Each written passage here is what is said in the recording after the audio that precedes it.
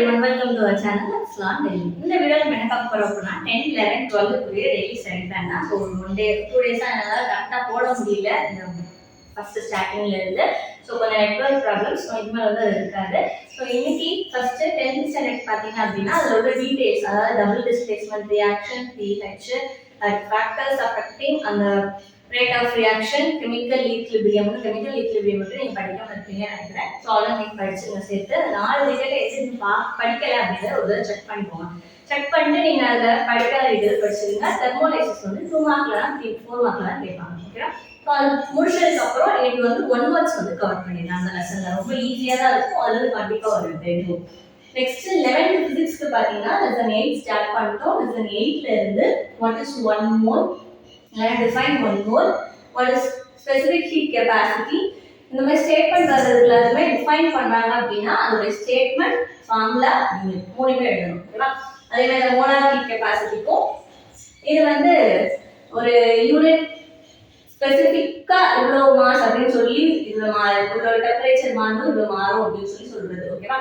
அதே molar heat capacity வந்து 1 mole, அதுல வந்து டெம்பரேச்சர் இன்க்ரீஸ் பண்ணி எவ்வளவு ஹீட் கொடுக்குறோம் அப்படின்றது. ஸோ ரெண்டும் ஓரளவு ஒரே மாதிரி இருக்கும், ஒரே ஒரு டேர்ம் தான் மாறும். யூனிட்டும் அதே மாதிரி தான், ஃபார்முலாவும் அதே மாதிரி தான். ஓகேவா?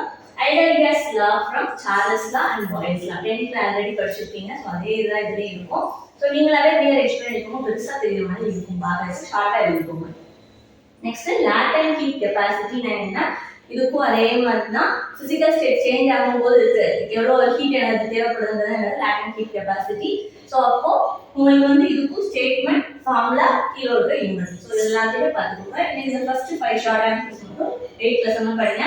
ஆக்சுவலி புக் பேக்ல பார்த்தீங்க அப்படின்னா பயந்துருவீங்க. ஸோ அதனால பின்னாடி பார்க்காம படிங்க, கொடுக்கறத மட்டும் உள்ள தேடி எடுத்து கூட படிங்க. ஓகேவா? ஏன்னா 48 கொஸ்டின்ஸ் வரைக்கும் இருக்கும். முதலே பார்த்துட்டீங்கன்னா பயந்துருவீங்க. ஸோ அதனால பார்க்காதீங்க, கொடுக்குற கொஸ்டின்ஸ் மட்டும் அன்னே கவர் பண்ணிடலாம். நெக்ஸ்ட் 12th பிசிக்ஸ்க்கு பார்த்தீங்க அப்படின்னா சேம் லெசன் 8ல இருந்து உங்களுக்கும். So work function of metal, threshold frequency-னா என்ன, photo current varying with intensity of incident light, next photoelectric effect, அதுக்கப்புறம் photo cell-னா என்ன, அதோட டைப்ஸ் என்னன்னா அதை எக்ஸ்பிளைன் பண்ணுறது சேர்த்து பார்த்துக்கோங்க. ஓகேவா? ஸோ இன்னைக்கு இதெல்லாத்தையும் மறக்காம கவர் பண்ணிடுங்க. டெய்லி கொஞ்சம் கொஞ்சமாக தான் கொடுக்குறோம், மறக்காம அண்ணனே கொடுக்குறத அண்ணனே கவர் பண்ணிடுங்க.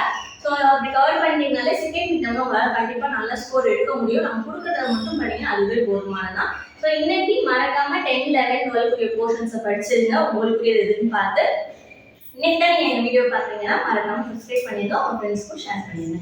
தேங்க்யூ.